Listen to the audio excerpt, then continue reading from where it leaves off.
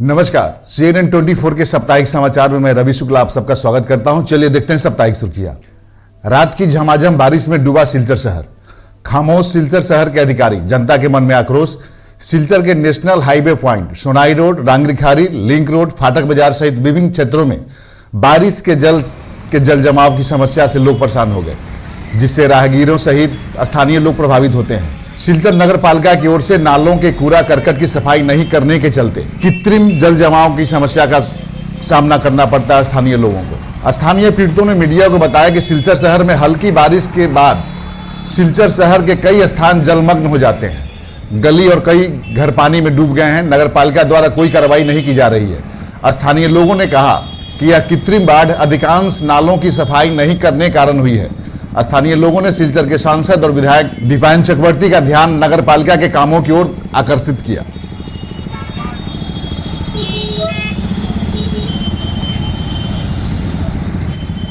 গতকালকে অল্প বৃষ্টিতে পুরো শিলচর শহর সমুদ্রের রূপে একটা আকার নিয়েছে। আজকে সকালে উঠে আমরা দেখেছি।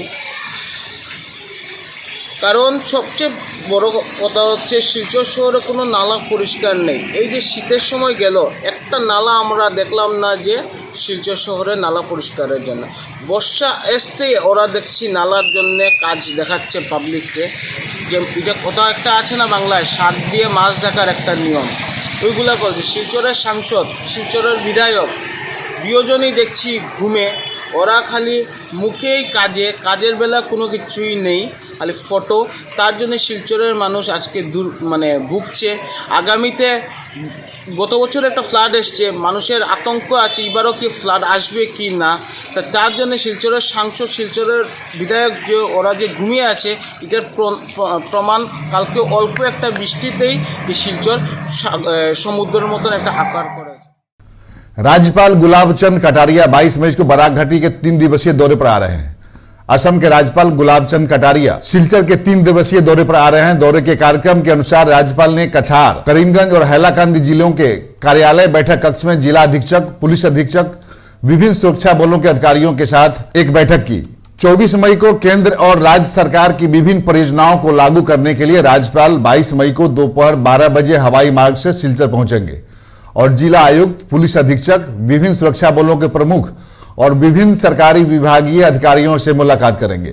उसके बाद राज्यपाल कटारिया अपराह्न 3:15 पर सिलचर NIT का दौरा करेंगे। इसके प्रशासकों, शिक्षकों और छात्रों से बातचीत करेंगे। इसी तरह दोपहर 4:30 बजे असम विश्वविद्यालय जाएंगे और कुलपति, फैकल्टी और छात्रों से विचार विमर्श करेंगे। मुख्यमंत्री हेमंत बिस्वा शर्मा का ट्वीट। 11 भाषा शहीदों के प्रति गहरा सम्मान व्यक्त करता हूं। मुख्यमंत्री डॉक्टर हेमंत बिस्वा शर्मा ने ट्वीट कर बराक भाषा शहीद दिवस पर शोक व्यक्त किया है। इस दिन मुख्यमंत्री हेमंत बिस्वा शर्मा ने कहा, आज 19 मई है। 1961 के भाषा आंदोलन में अपनी मातृभाषा के सम्मान की रक्षा के लिए सर्वोच्च बलिदान देते हुए बराक घाटी सिलचर के 11 लोगों ने अपनी भाषा के लिए शहीद हो गए। अपनी मातृभाषा के लिए इस असाधारण बलिदान के फलस्वरूप बराक घाटी को अपनी अलग पहचान मिली है। आज इस शहादत दिवस पर मैं उन भाषा शहीदों को कोटि कोटि नमन करता हूं। 1921 के देश चलो आंदोलन की 102वीं वर्षगांठ के अवसर पर विभिन्न संगठनों ने शहीदों को श्रद्धांजलि दी। भारत के इतिहास में ब्रिटिश शासन के खिलाफ सबसे बड़ा मजदूर आंदोलन, जहां ब्रिटिश सरकार ने जालियांवाला बाग से भी बड़ा नरसंहार किया था, लेकिन उस आंदोलन के किसी भी समर्थक को आज तक इतिहास के पन्नों में जगह नहीं दी गई। 1921 के देश चलो आंदोलन की 102वीं वर्षगांठ के अवसर पर घाटी के विभिन्न संगठनों और संगठनों के पदाधिकारियों ने शहीदों को श्रद्धांजलि दी। सिलचर स्थित हिंदी भवन में आयोजित बैठक में वीर स्वतंत्रता सेनानियों को संगठन के पदाधिकारियों ने श्रद्धा सुमन अर्पित किया। बैठक के अंत में आयोजकों ने स्वतंत्रता सेनानियों के लिए 1 मिनट का मौन रखा। बैठक में डॉक्टर सुजीत तिवारी, उदय शंकर गोस्वामी, अवधेश सिंह, संजीव राय, बाबुल कानू, दिलीप कुमार समेत अन्य गण्यमान्य लोग मौजूद रहे। आज का जो प्रेस मीट था, यह मूलतः आज से 102 साल पहले जो कि इतिहास में मुल्क चलो आंदोलन या चरगोला एक्सोडस के नाम से विख्यात है, उनके शहीदों को श्रद्धांजलि कल इस सुरमा बराक का जो क्षेत्र है उसमें हमारा आज का जो बराक घाटी है उसमें हर जगह पर उन शहीदों को श्रद्धांजलि देने के प्राक मुहूर्त में आज का यह प्रेस मीट था। और इसी उद्देश्य में उनका जो मर्यादा है शहीदों का, उस मर्यादा देने के लिए और सबको इस ज़मीन पर, बराक के ज़मीन पर घटा यह महान आंदोलन को याद करने के लिए आज का यह प्रेस मीट रहा। इसमें जैसा कि शुरू में भी कहा गया कि शुरू में 750 लोग आनीपुर से निकले थे जो मुल्क चलो कहने का आंदोलन पर। चलते चलते यह संख्या 30,000 से 32,000 तक चली गई। और जो चांदपुर का घटना है जिसमें कि लोगों की जानें गई, उसका कितने लोग गायब हो गए, उसका सभी इतिहासकार जितने भी पुस्तक हम लोग देखेंगे सब में लिखा है कि कितने प्राण गए, उसका तो हिसाब नहीं है। लेकिन कुछ आंकड़ों के अनुसार 1200 तक ओवरऑल कुछ कोलेरा भी उसमें फैल गया था। और आपका चलते चलते करीमगंज का घटना, फिर चांदपुर का घटना, फिर नदी में डूबने का घटना, इसको सरकारी आंकड़ों में जो अंग्रेज़ों का आंकड़ा है उसमें इसको 100 के नीचे बताया जाता है, लेकिन बाकी का जो स्रोत है उसके अनुसार 1200 तक इसको कहा जाता है। और मैंने जैसे कि कहा 21 की घटना है और 23 को जब अमृत बाजार पत्रिका 1921 का निकलता है, अमृत बाजार पत्रिका इस घटने को जलियांवाला बाग के साथ कहता है कि ये जलियांवाला बाग जैसी घटना थी। जैसे आपने कहा, इस जो श्रमिकों का आंदोलन था इसके नेतृत्व में जो लोग थे उसमें कुछ प्रमुख नाम देवशरण त्रिपाठी जी, राधा कृष्ण पांडे, गंगादयाल दीक्षित जी, सुरेश चंद्र देव जो कि बाद में करीमगंज लुसाई क्षेत्र से सांसद भी बने, यही लोग मूलतः इसके नेतृत्व में रहे। साथ में जो सिलेट का क्षेत्र था वहाँ से हरदयाल नाग, सचंद्र दत्ता, ऐसे लोग इस पूरे आंदोलन का नेतृत्व में थे।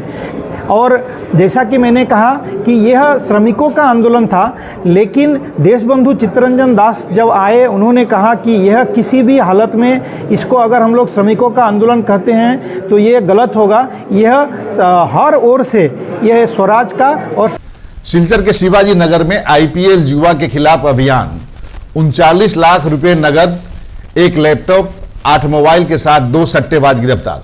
सिलचर पुलिस ने सिलचर के शिवाजी नगर में आईपीएल जुआ के खिलाफ छापेमारी कर 2 कुख्यात आईपीएल सट्टेबाजों को गिरफ्तार किया है। इसके अलावा इनके पास से 1 laptop, 8 mobile, 3 ledger sheet, 39 lakh रुपए नगद बरामद हुए हैं। गिरफ्तार किए गए लोगों के नाम गौतम राय और रूपम मोदक हैं। वे शहर के शिवाजी नगर में रहते हैं। सिलचर में लंबे समय से गौतम राय आईपीएल में जुआ खेल रहे थे। पुलिस अधीक्षक नोमल महतो ने इस दिन पत्रकार वार्ता में यह जानकारी दी।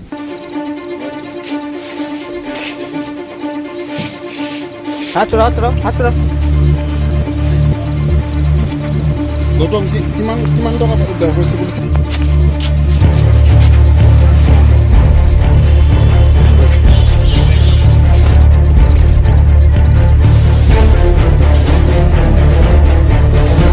মাথাতে দেখা না ধনী মানুহ আছে।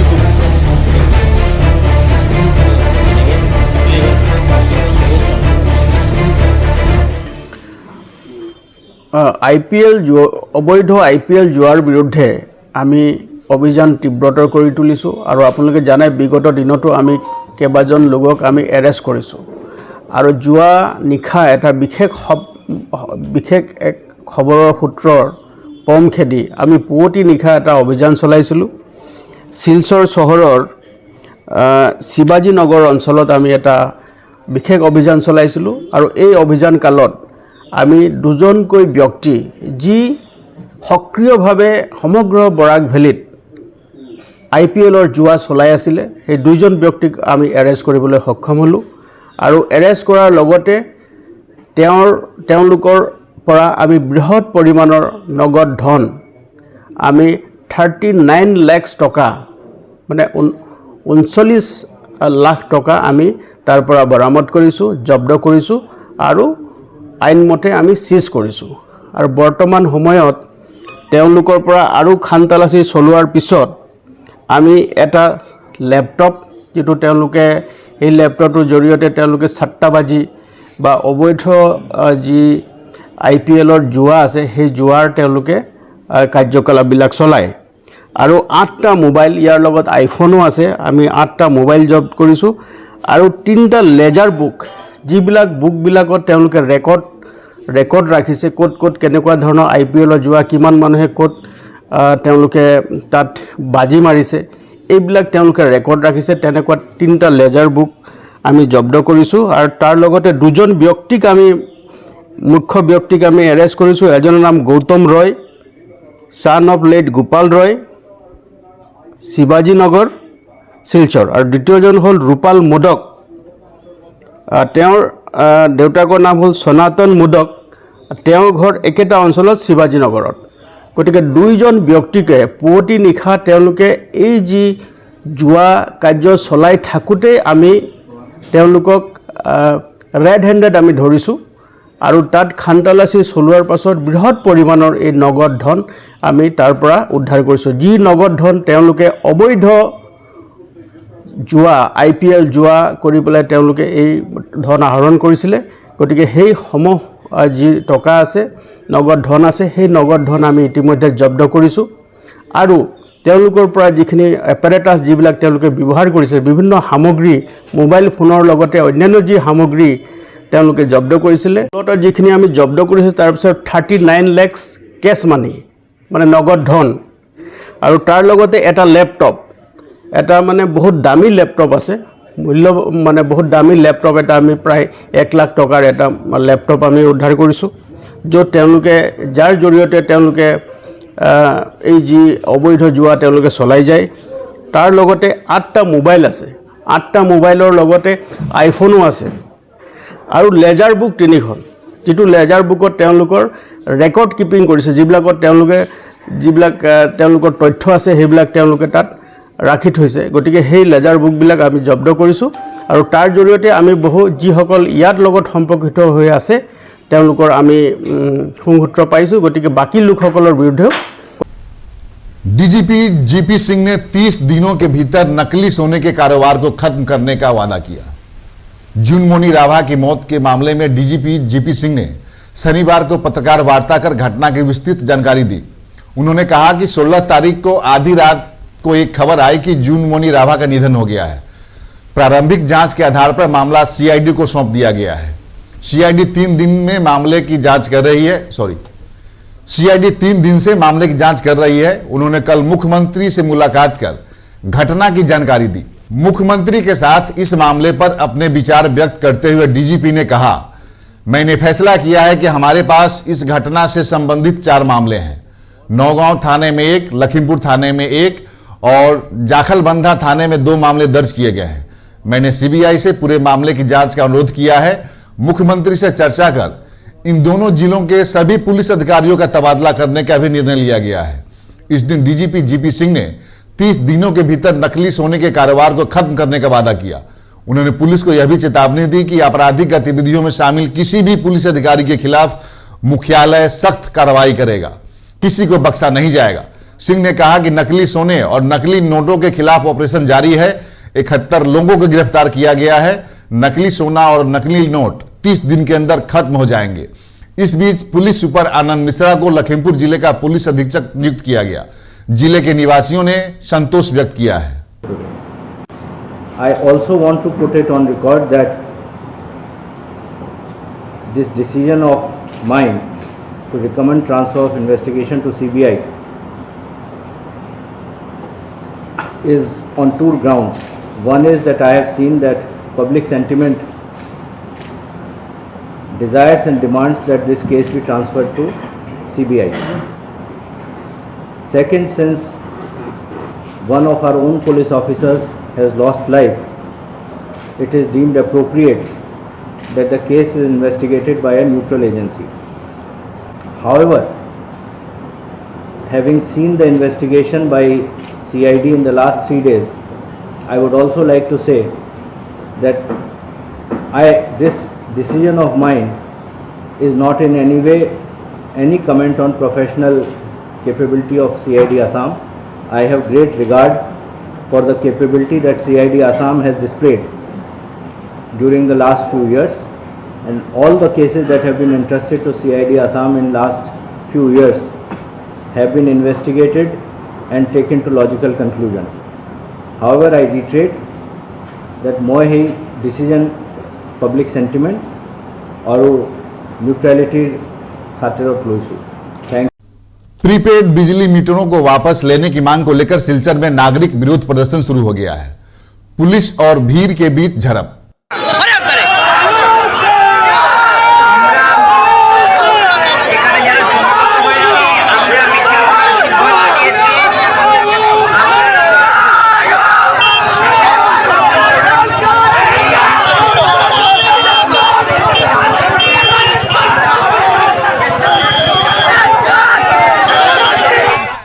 All Assam electricity consumers association कछार जिला समिति के आह्वान पर प्रीपेड मीटरों को वापस लेने की मांग को लेकर सोमवार को नागरिकों के हिंसक विरोध से सिलचर शहर हिल गया। इस दिन सैकड़ों नागरिक सिलचर में शहीद खुद्दीराम बोस की प्रतिमा के सामने एकत्र होकर और केंद्र और राज्य सरकार के खिलाफ तरह तरह के नारे लगाए। स्थिति तब और खराब हो गई जब नागरिकों ने बलपूर्वक जनता को लूटने की साजिश का मुकाबला करने के लिए सिलचर में एक विरोध मार्च निकाला। जुलूस के दौरान पुलिस और भीड़ में धक्का मुक्की और मारपीट शुरू हो गई। बाद में सैकड़ों लोगों का जुलूस पुलिस को पीछे छोड़कर आगे बढ़ गया। उन्होंने सरकार को कड़े शब्दों में चेतावनी दी कि अगर जल्दी ही प्रीपेड मीटर वापस नहीं लिए गए तो भविष्य में आंदोलन और भी बड़ा किया जाएगा।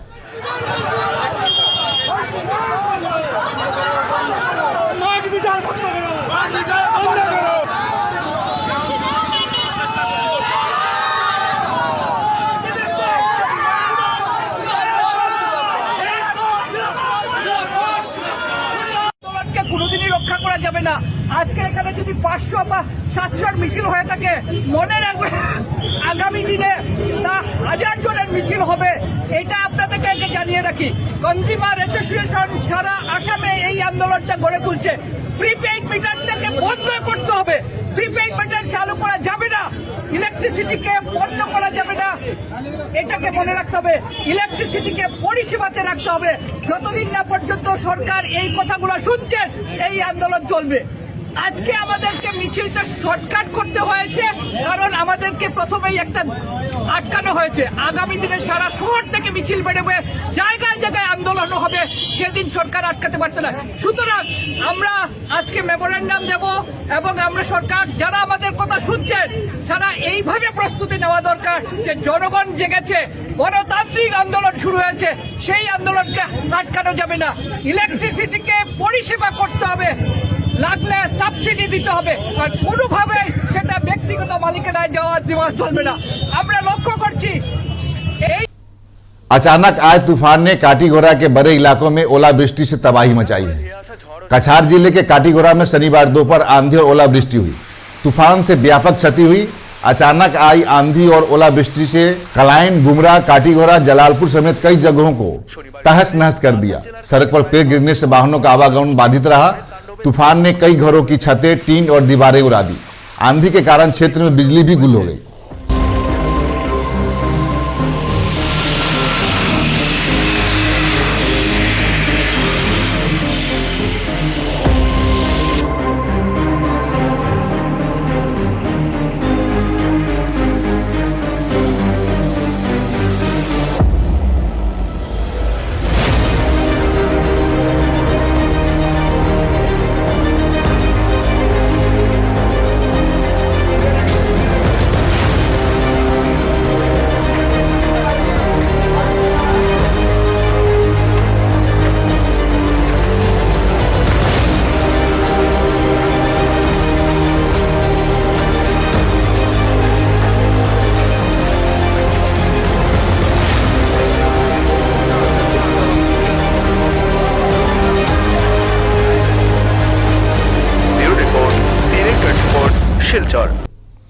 CNN 24 की साप्ताहिक सुर्खियों में बस इतना ही। दीजिए इजाजत। नमस्कार।